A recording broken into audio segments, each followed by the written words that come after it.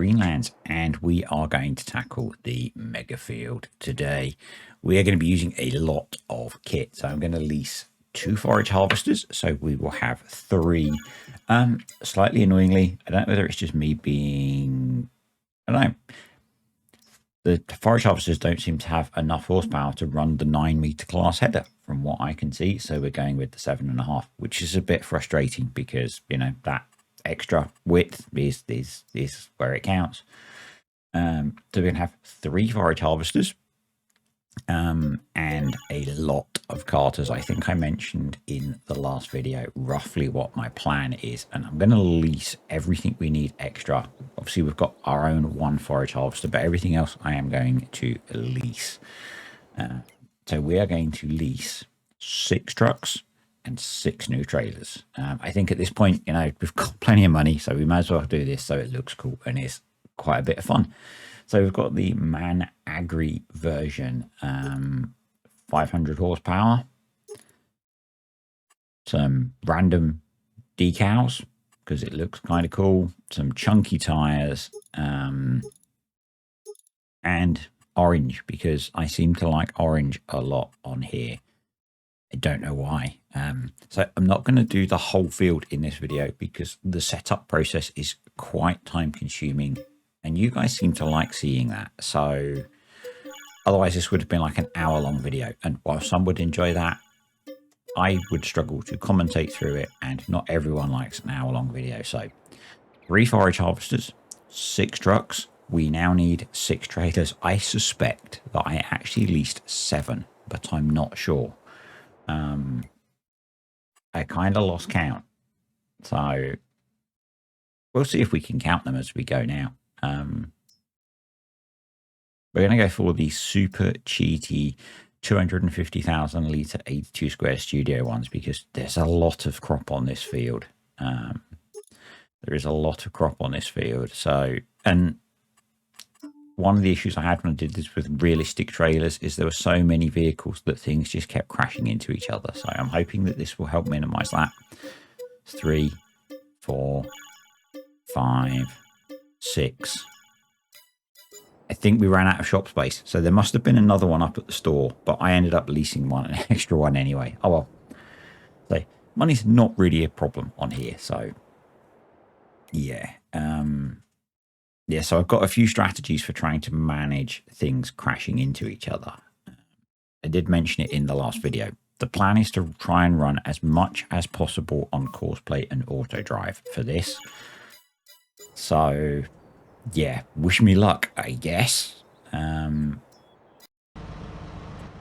I'm going to sell off 2 of the bale sheds. We don't need them anymore, and that will give us more room for AutoDrive to work going into the clamps.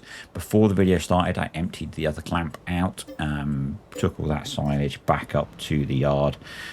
There are a couple of little bits left, annoyingly because it's all replaceable and as a floor, I can't paint it all out. I should have done a better job of clearing this out, because you'll see later, well actually you'll see in the next video, it becomes a bit of a pain. I've already recorded the next video of this as well.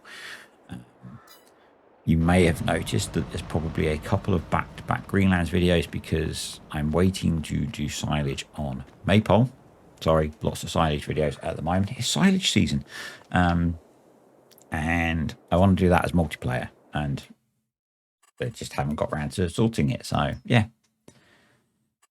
that was me wondering about trailers. So the next thing I want is I'm trying to get rid of the leased trailer that we have. The bale trailer that I used. I think I used it for eggs or something. This one, the one that's in front of us, which I cannot find because I'm being dumb. There it is, right in front of your face. I'm not sure we've still got the Anderson bale stacker either, so I think I return that as well. I'm not expecting to make any more bales, so cool. But the first thing I've done to make AutoDrive's life easier, and actually I don't think it really used this, but generally it's a good idea with a field this big, is I've done an entire lap of the field with a 2-way course recording. I'd actually planned, once the field started to open up, to run a couple up and down through the bits that had already been harvested, but it seemed to work okay. So we have a 2-way loop that runs the entire length of the field. So my plan for this is I am going to create I guess, field point, 3 field points, so 1 for each of the forage harvesters.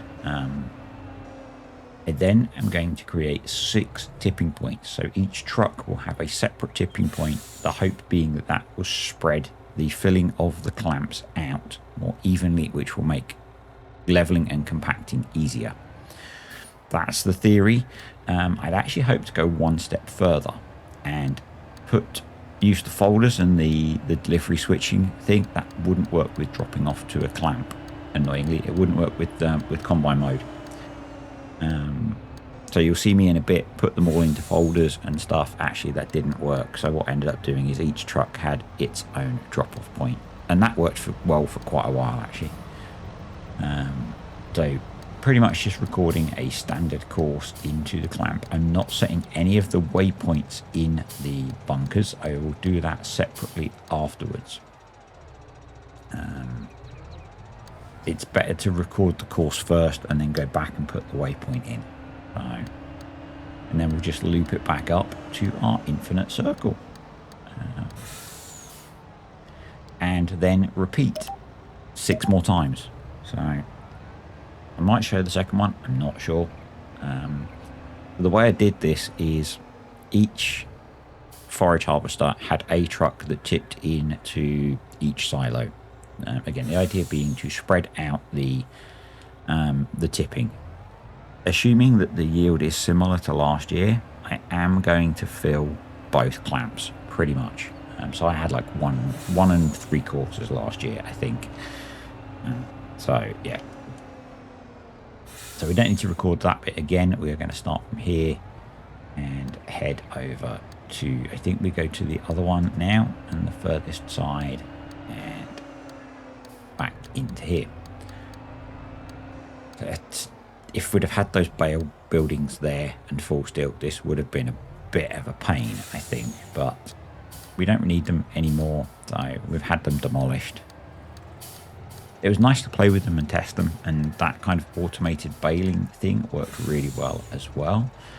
But with this job, we need the space. I could actually get rid of the silo as well now, and the chicken buildings, but we're not going to. So that's 2 done. I will get the rest done. I think what I'm just doing here is the first reverse point.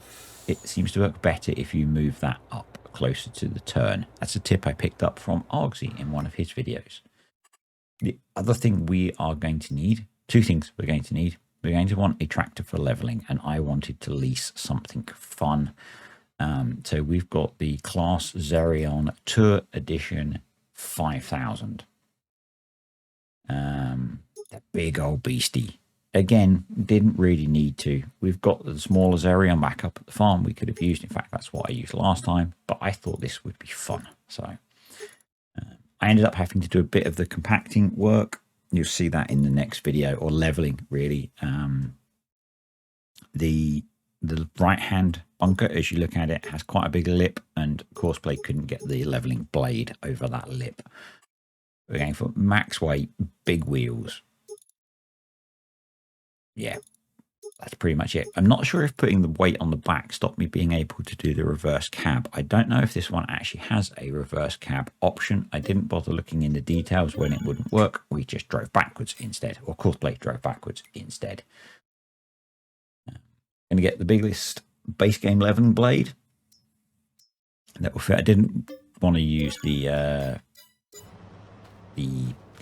wolf thingy that I used last time. I thought we'd go for a big tractor, because kind of been talking about these a bit lately, with the whole reverse steer and stuff. So it looks like the cab might be set up to rotate. Like there's a bit of an umbilical there. I'm not sure, but putting that massive weight on the back kind of stopped that. So yeah, this is me just looking to see if I can do it. It has an openy door. So this is a Giants mod that keeps saying on Mod Hub is only going to be available for a while, but it's been on there as long as it's been released. So, you know, Maybe they're not going to take it down. Who knows? Maybe it will disappear at some point. I'm sure it will be available on a bunch of dodgy mod sites if giants do take it down. Or download it and keep it in your saved mods folder. Remember, your mods folder is not the downloads folder. We're going to stick this out of the way for now until we get things going and get a few loads in, I think. So let's make a start. So I've enabled folders with the hope that I could make use of folders. But in combine mode, I cannot select a folder, as I was talking about earlier. So instead, we will put one truck on each tip point. A little bit annoying, but I guess it's really meant for pick up and deliver rather than combine unload. I just thought it'd be really cool to be able to do that. Oh well. You can move on now. Doesn't matter. Yeah. Spent a bit of time trying to get this to work, it would appear, but to no avail. So the other thing that we need, which I may have done off camera, is silage additive. I'm not sure. That may be coming up in a moment. Harvesting so much. Last time I used 2 forage harvesters, which may be why there was a bit of a difference, and I was using tractors to cart. I remember running out of fuel a lot in a lot of vehicles. It wasn't so bad this time. Now, forage harvesters have huge tanks, and it seems like 3 was enough. So, got AutoDrive set to the first waypoint for the first one, and we're going to do a courseplay course. So the way I'm going to run this to try and help minimize vehicles crashing into each other, and I sort of mentioned that I would try it in the last video, we are going to do a single implement course, not multiple. And so we're going to set it to 3 headlands, so each forage harvester will do a headland, and I'm going to stop the video once we've done the headlands, because at that point it took me quite a while. But what we're going to do is we're going to do lands mode, and then in the next video we'll set each forage harvester off on different lands so that the carters are not all trying to run to the same point and run into each other. That's the theory. I could maybe have gone more rows per land, but 6 seemed to be fine. It gave us a decent number of lands most of the time. You'll see in the next video I had all of the forage harvesters running. So I should have set this to first waypoint. I forgot. So we need to come back and fix that in a moment. But let's get the trucks going. So we're going to put them into combine unload mode. We're going to put them on Megafield Silage 1, which is what that is, MFS1, and then we're going to pick from tip point A, and we've got tip points A, B, and C, obviously for harvesters A, B, and C, running on points 1, 2, and 3. It all made sense in my head at the time. And yeah, the idea is that each forage harvester has 2 trucks, and each truck tips to a different point. That's the theory. So yeah, you'll see here in a moment. I don't realise that I've got it on nearest waypoint until I get the next one going. Yeah. Kind of rookie classic mistake that I occasionally make, and you know, not the end of the world. Spoiler alert, this works better than I expected 90% of the time, he says, as AutoDrive goes straight through the field. But obviously AutoDrive doesn't destroy crops, and one thing I do end up doing in a bit is turning off avoid crops. So saying how well it went, and I can just see the truck driving through the forage harvester. Let's get this one set up onto number 2. And get the course copied across. And what we want to do is try and get this to pick up the second headland. So this is when I realized I hadn't put this one on first waypoint. So we're going to stop it as it just starts to cut into the second headland, and we will switch. We'll leave it on nearest, but we'll just get, so we're going to be on the first headland. Yeah, there's a bit of miscrop there, but it'll be fine. There we go.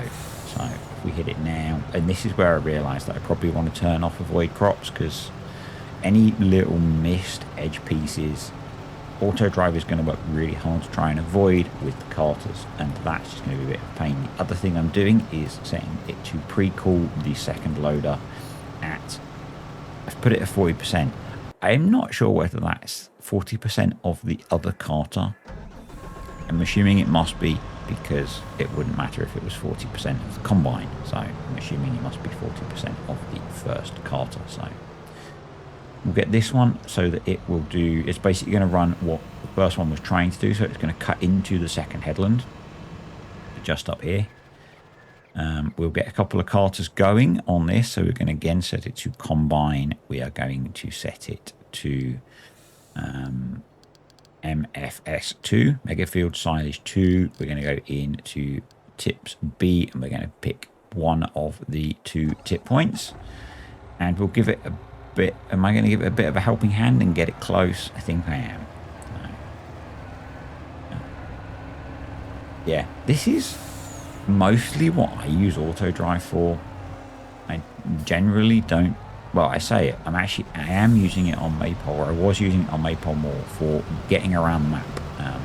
But a lot of the time, I will typically use it for doing these kind of jobs because it's really good at it. It works really well, and it makes doing something like this from a probably half a day job, literally like 4 or 5 hours, into something that took me, still took 2+ hours, I think, maybe 3 actually. But it made it so that it was something that was a more achievable job for me on my own without using mega cheaty stuff. So saying that, so we are using a trailer that is somewhat cheaty, I admit that. So we're just going to try and pick up the end of the second headland, and that will then throw us into the third headland with this one. And then we'll set AutoDrive up on MFS3, and we can then, no, you hit AutoDrive go. You didn't want to do that. You wanted to hit course play go. There we go. Hit that one. Right. And then we'll go sort the carters out. And it might have worked, because it did kind of work quite well. Separating them like this, it may have worked actually, but the last time I did this, I remember carters getting all hung up in each other. The same when I tried to do the baling, the bale collectors were all getting hung up in each other. So I thought, you know, we've still got 6 carters running on here. So I thought that was a good compromise to getting this job done fairly quickly. So the plan now is to just check that everything is set to call the second carter. There we go. And we also want to go through and set it to not avoid crops.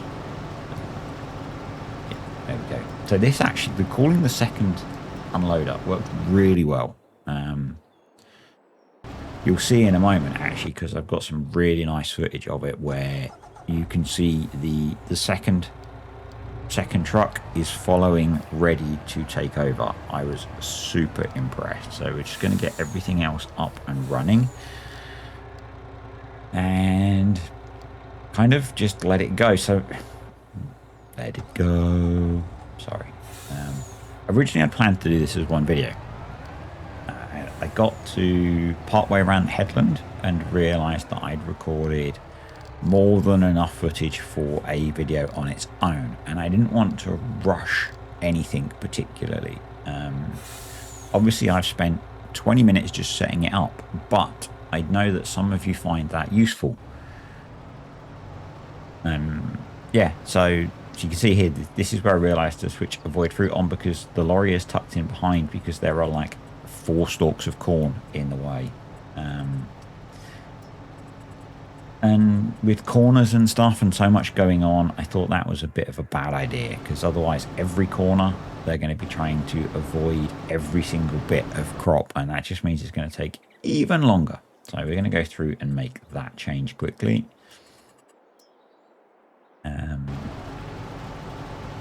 guess this is one of the things where I pause realism a little bit. Yeah. In the UK, this is pretty unrealistic anyway. This field is immense for the UK.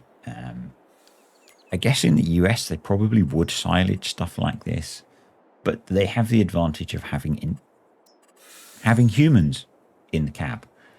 And humans are better at making decisions like that is a single stalk of corn. I'm just going to drive over it. I'm not going to reverse and drive round it. You see, like here, where for some reason we managed to plant outside the field, and it's kind of pausing. I think it's more pausing because there's a corner, but if it was also trying to avoid the crop, it'd have to work out how to thread through that gap. But everything seems to be going okay. You know, it would have been nice to have 9-meter headers on this. It really would. But 7.5 did the job pretty quick. So you can see here we're looking at course play raw is about 5 hours. You know, I was mega impressed that this truck on AutoDrive managed to find its way through the field.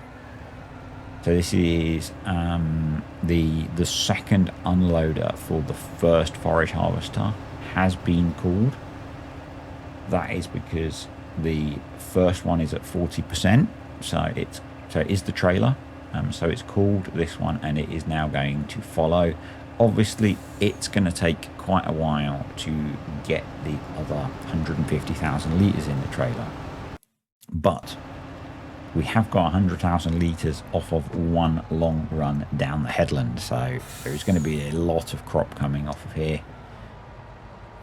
Yeah, I was just quite pleased that it managed to weave its way through the trees. I think it helps now that the trees are a little more mature, and so they have bigger collision boxes.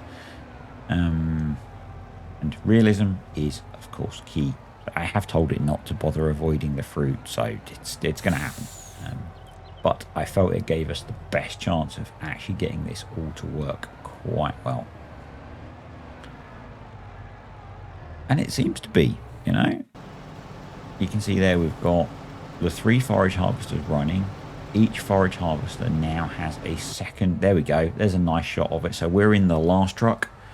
We've got each forage harvester with its pair of trucks following it, ready to swap. And this one is about full.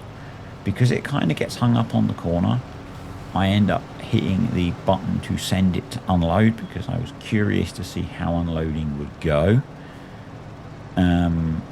These big trailers make unloading kind of tricky, because there is a heck of a lot of crop in this trailer. A heck of a lot. I think if you're going to be automating lots of... So here we go, let's hit the button and send it off to unload. If you're going to be automating silage, probably better not to use such big trailers, because they do make unloading quite tricky. I found it quite amusing that as it went round, the harvester put a little bit more in, but it did a good job of avoiding the buildings. I think this is probably where having that course that runs all the way around the field is quite useful. Because AutoDrive doesn't have to manually path itself. It's just following a course back to the first point, and then it will loop around and do the unload. So if you look at, I have Simple Inspector running. Simple Inspector is amazing when you're doing a job like this. Both the other trailers are well over 90% now. Kind of obviously, we can see that we've used 30% of the silage additive in both, so we can keep an eye on pretty much everything going on whilst focusing on it. As we can see now that if you look at the very bottom element of Simple Inspector, the other trailer has started filling up, so that means that forage harvester and trailer have connected properly and are running on course play and AutoDrive together. So it gives you a really quick feel of how things are going and what's working. Or what's not working is equally important. We can see for the forage harvesters, we can see currently our longest time is 4 hours 47 minutes. So we are looking at a job that realistically, with everything else, it probably would have been a 6-hour job with just the 2 forage harvesters, because you've got to allow a pretty hefty margin for course play if you're relying on AutoDrive and everything else, because there is going to be lost time. So you can see that I think the first forage harvester is stopped. That probably means that the rest are stopped as well. Yep, pretty much all the forage harvesters are stopped. You can see that from Simple Inspector as well. And then here comes a huge amount of forage. I am getting this weird kind of blur in some of my videos. I'm noticing. I actually see it in the gameplay as well. I need to have another play with my game settings because it's kind of annoying. It's been in the last few videos. I managed to get rid of it at one point. Whether there's been a driver update for NVIDIA, I don't know, but it's really annoying. It was really noticeable on the video I did last week, really only last week, on 5 ways to make money with the chickens. The chickens were kind of like in hyperspace, hyperspeed, and blurring across the map. It was a bit annoying. But yeah, then this is where you can start to see why I should have paid more attention to those couple of little spots of silage, because you can't tip fresh maize over fermented maize. So yeah, oh well, it's done now. And realistically, we probably aren't going to be opening these clamps up. So again, I don't think it really matters. If we were, we could then have done a bit of leveling on them, maybe. But yeah, just saying, because it's trying to tip 250,000 litres of chaff, fresh silage, even into the clamp, then it really struggled to unload. I'd had a bit of a break here, and this is when I realised that probably I needed to not try and record the whole thing. So this forage harvester is running around the last of Headland 3.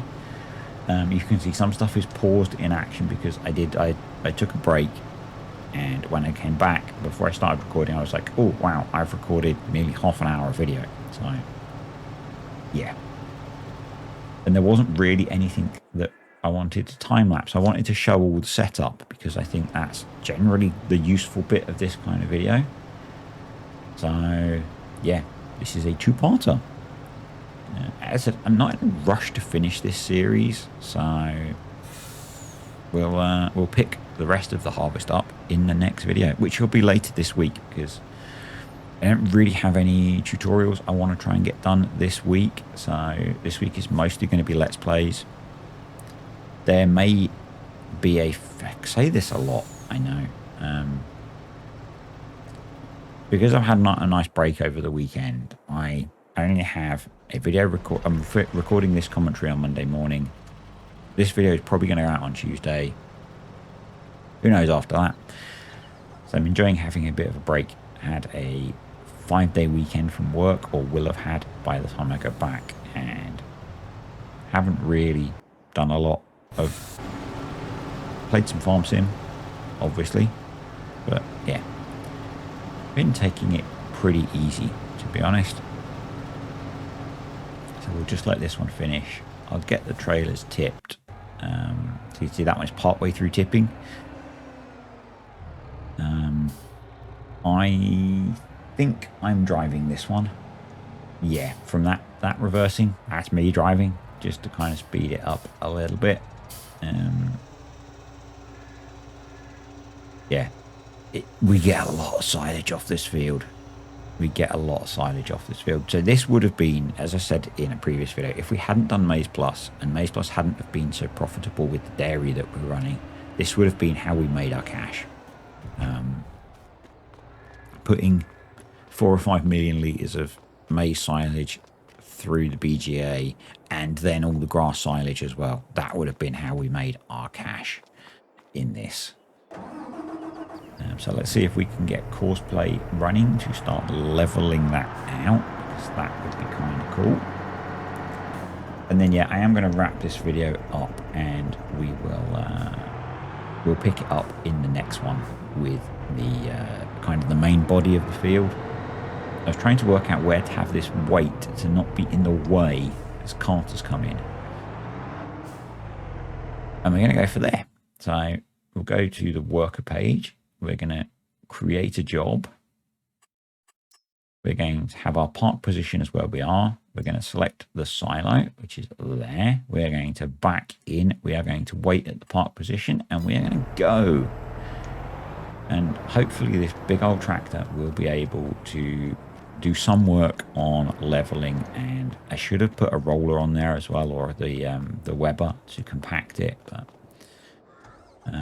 we'll deal with that afterwards mostly. The Courseplay did get a little stuck on the lip there, but it did work it out.